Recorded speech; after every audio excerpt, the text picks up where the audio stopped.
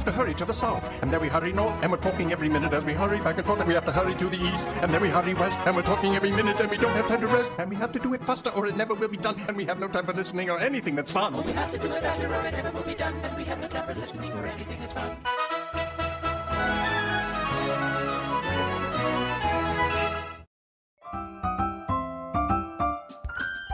Many years ago, there lived an emperor who cared so much for fine clothes that he spent all of his money on them. He had a new coat for every hour of the day and spent his time riding through the streets so that everybody could see his beautiful clothes. One day, there came to a city a rogue who set himself up as a weaver. I know how to weave the most beautiful cloth in the world. The patterns and colors are fabulously beautiful. And he said that the cloth could not be seen by anyone who was stupid or unfit for the emperor's office. I must have clothes made from this cloth. When I wear them, I shall find out what men in my empire are not fit for their places. I shall know the clever man from the dunces. Bring that weaver to me at once. So the weaver was brought to the emperor's presence. Yes, your majesty? What can I do for you? Here, take this sum of money, but you must work without delay. The rogue immediately put up to great looms and pretended to be working. He called for the finest silks and the brightest gold, but these he put into his pockets. He worked steadily at the empty looms until far into the night. I can hear the rattling of the looms. I must see my wonderful clothes. He decided to send someone to find how the weaver was getting on, but he remembered that no one who was stupid or unfit for his office could see the cloth. I will send my faithful old minister to the weavers. He is a very clever man, and no one is more worthy of his office than he is. So the good old minister went into the room where the rogue sat working at the empty looms. He stared and stared and opened his eyes wide, I can't see a thing. but he said nothing at all. Get closer. Isn't this a beautiful pattern? And the colors, aren't they wonderful?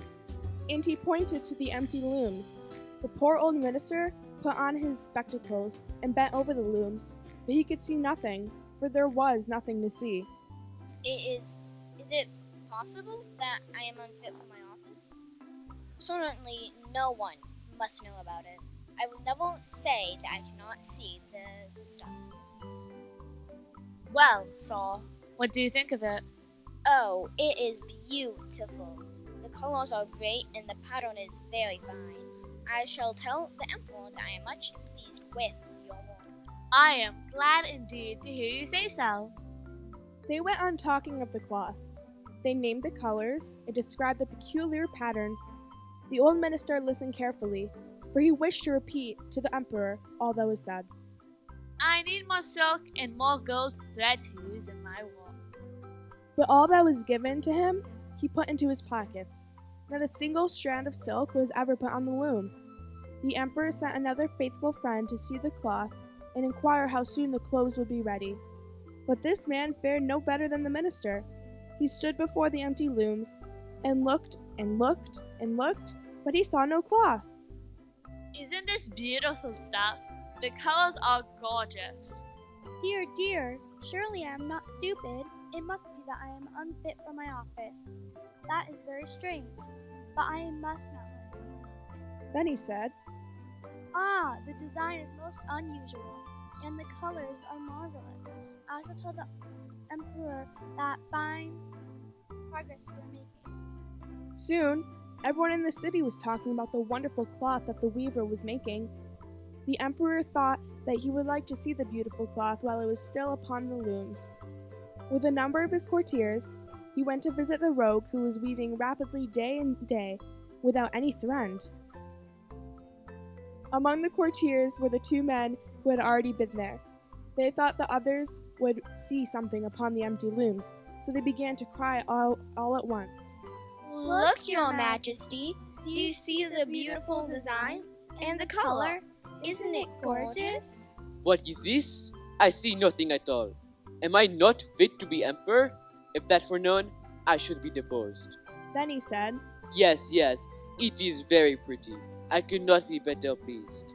He smiled and nodded his head and stared at the empty looms. His courtiers, too, looked and looked, but saw no more than the others, yet they all cried. It is wonderful.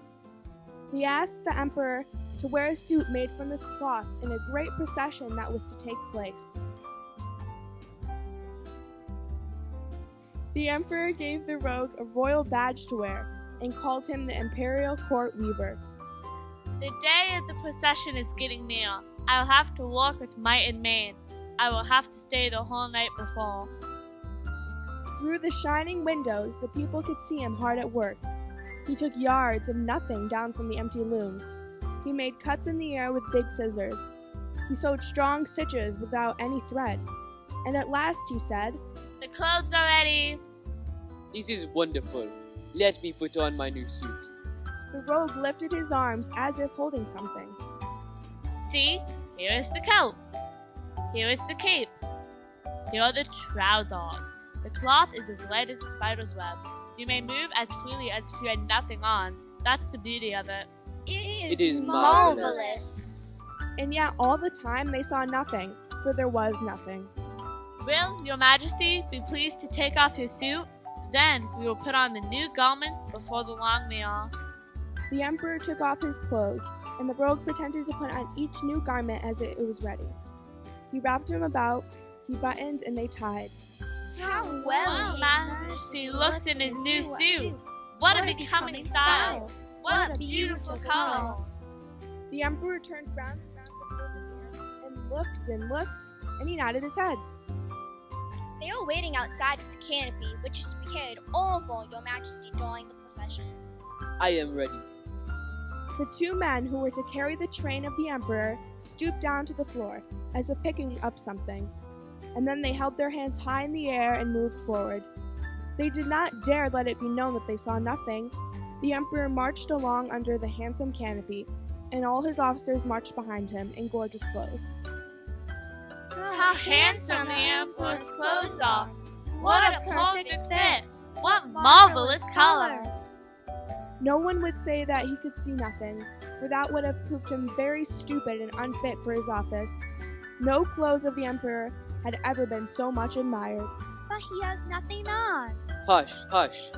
But the people began to whisper to one another what the child had said. He has nothing on. The child said he has nothing on. He has nothing on. The emperor heard what was said, and he shivered, for he knew that their words were true, but it would never do to stop the procession, and so he held himself stiffer than ever, and behind him his officers carried the invisible train. The end. The moral of the story is that we can't let pride keep us from speaking up when we know the truth.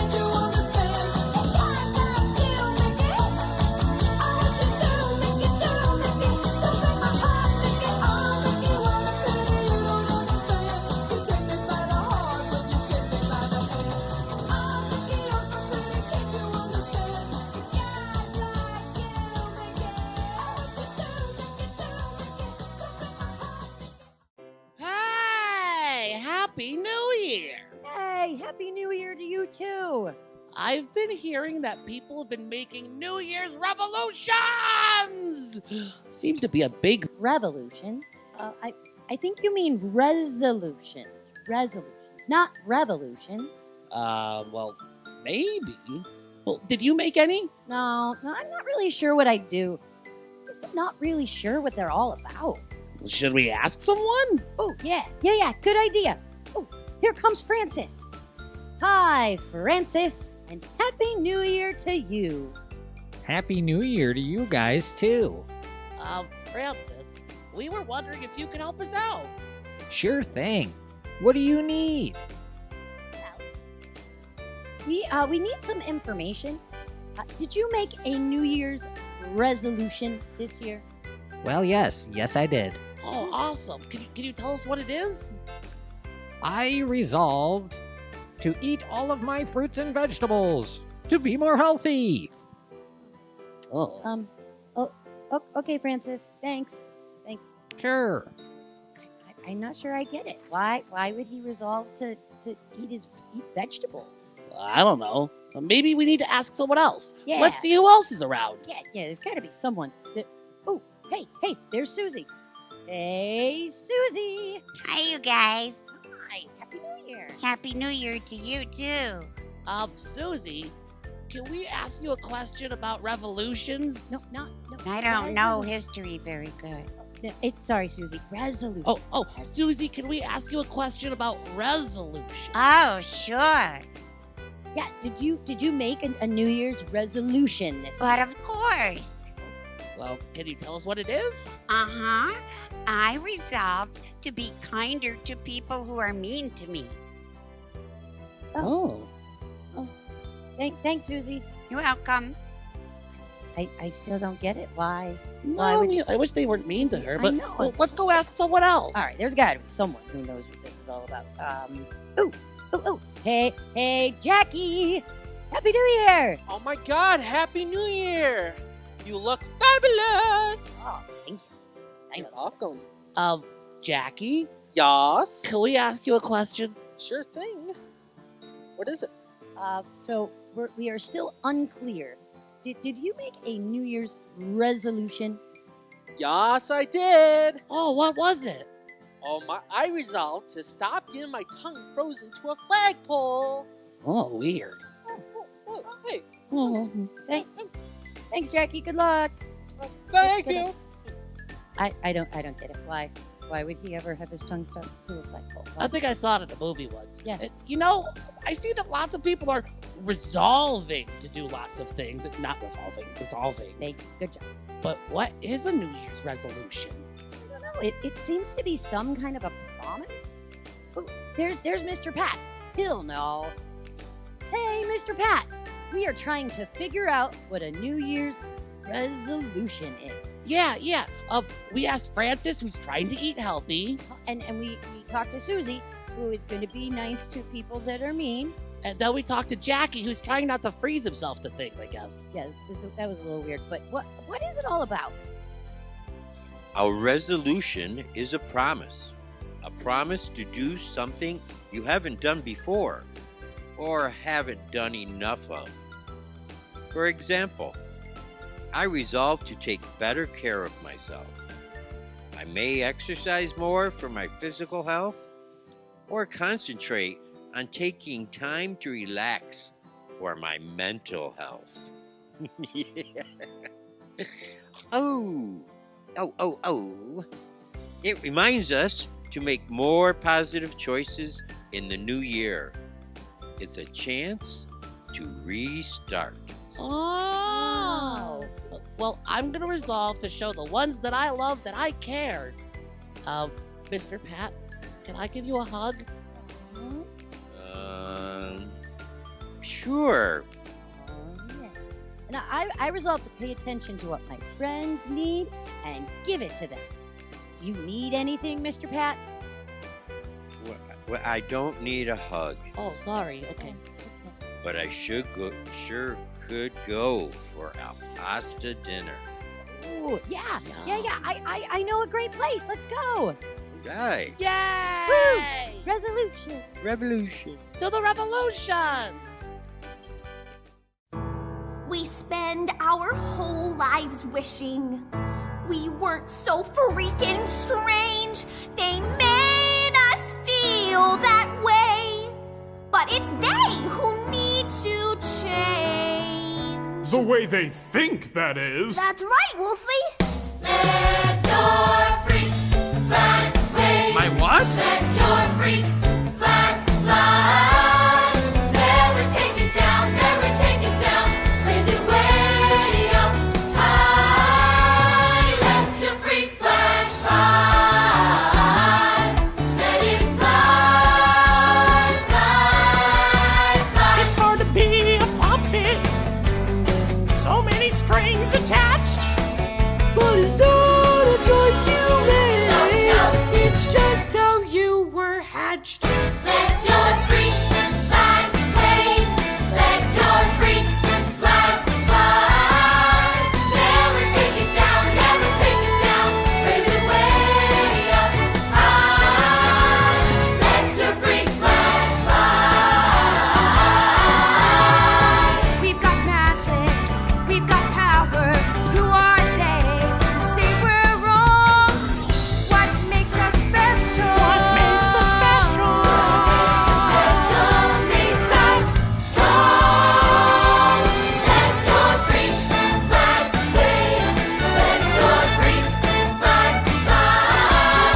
Never take it down, never take it down.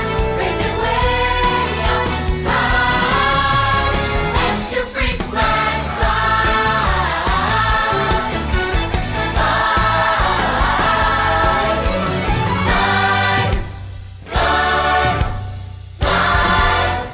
I'm green. I'm mean. Get used to it.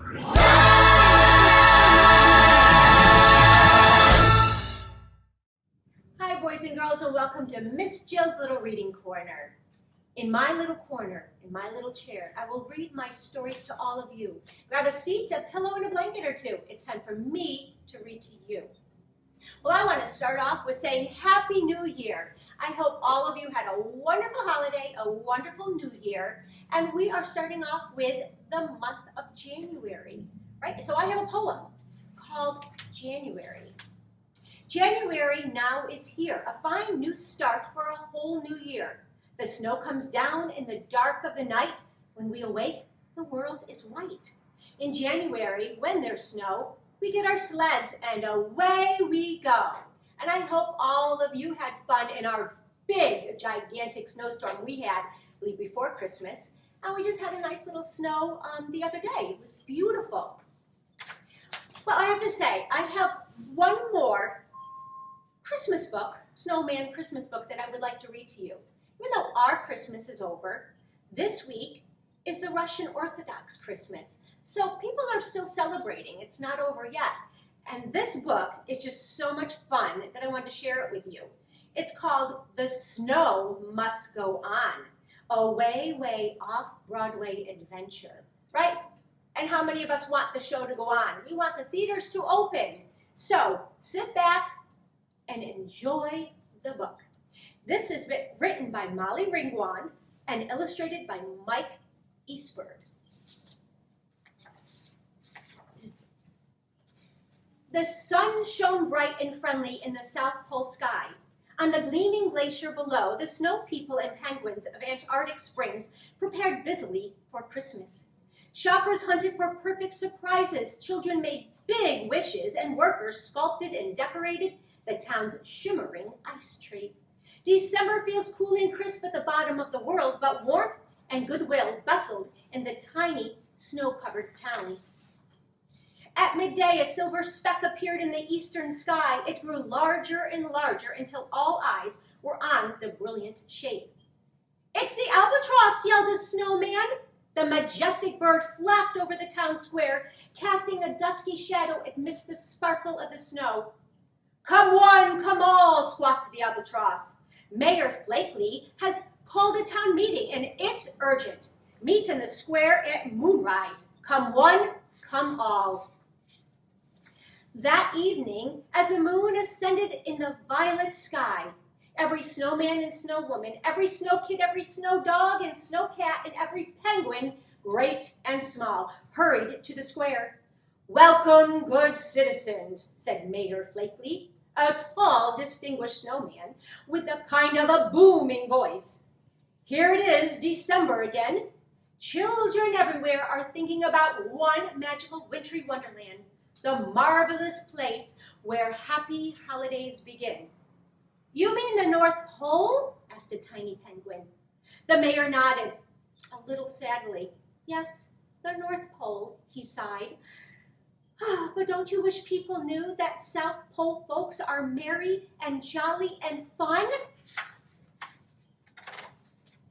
"The world should hear our story," said Mayor Flakely. "But how?" everyone asked in perfect unison. "We need some big ideas," said the mayor.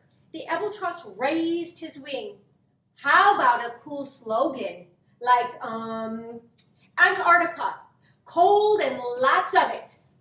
"Some slogan," muttered a penguin. "Maybe we could offer a fancy cruise," suggested a snow mom. Mayor Flakely scratched his head. Cruises and icebergs. I'm afraid that's not a good fit."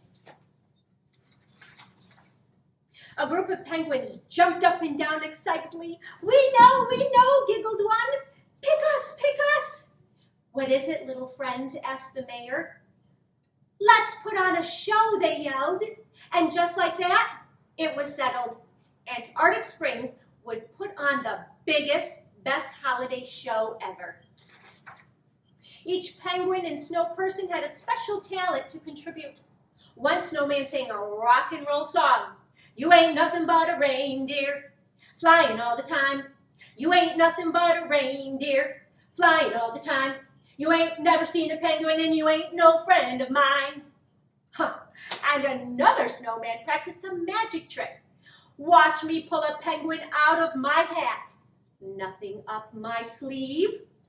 Presto! The penguin squirmed in the snowman's mitten. "Ouch!" yelled the penguin. "Watch my feathers, Buster." Strains of the Nutcracker Suite filled the air over the town skating rink.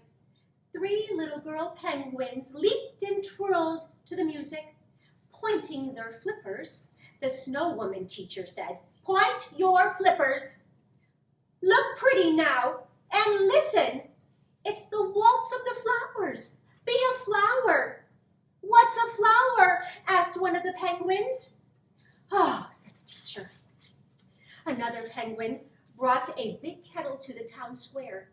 "I will now juggle 15 fish with my foot flippers," he boasted. One at a time, he added a fish to his juggling show. And behind his back, he continued, "Blindfolded. Ta-da!" Boy, they've got some acts going on. A big burly comedian used a stick for a microphone. So, a snowman walks into an ice cream shop. The clerk says, "Go away, we're closed." Snowman says, "Come on, let me in. I'm an icy guy." Get it? An ice guy? A nice guy? Get it? Is the thing on? The comedian joked, tapping the microphone stick with his hand. Whoa! Chilly room we have here. While the performers rehearsed, the costume crew sewed day and night. Mayor Flakely got a brand new hat and a red and green overcoat. "Hold in your stomach," said the penguin seamstress. "I am holding it in," chuckled the mayor. Soon the songs were all in tune and the dancers were in step. Workers put finishing touches on a magnificent theater in the Glacier Valley. The mayor gathered the cast and crew for a meeting. "You know what's wonderful about this show?" he asked. "Every person in town has an important part in its success. Let's hear it for us. Hip, hip, hooray! Ready, everybody? Hip, hip, hooray!" As the cheer echoed through the town, a tiny snow girl raised her hand. "If everyone is in the show," she asked, "who is going to watch it?" Stillness blanketed the crowd. Shh. Did you hear that jingle? Jangle? Asked a penguin. And the prancing and the pawing? Asked a snow dog. Does anybody hear it? Ho, ho, ho! The cast peeked through the curtain right there in the front row. All the way from the North Pole was Santa Claus himself and all his reindeer. The snow people and penguins performed their hearts out. The show was a smash. Bravo, South Pole! Yelled Santa, jumping to his feet. You've proven that the North, South, East, or West, it's the joy inside our hearts that counts at Christmas time. And at the magical moment in that tiny Antarctic town, everyone felt merry and jolly and absolutely on top of the world. The end. And that's what a good show does for you, right? We all feel wonderful when we're on that stage performing, and we have to get that back. So the show must go on. And I hope to see all of you again next week, and hope you all had a happy new year. Thanks, boys and girls. And we have to hurry to the south, and then we hurry north, and we're talking every minute as we hurry back and forth, and we have to hurry to the east, and then we hurry west, and we're talking every minute, and we don't have time to rest, and we have to do it faster or it never will be done, and we have no time for listening or anything that's fun. We have to do it faster or it never will be done, and we have no time for listening or anything that's fun.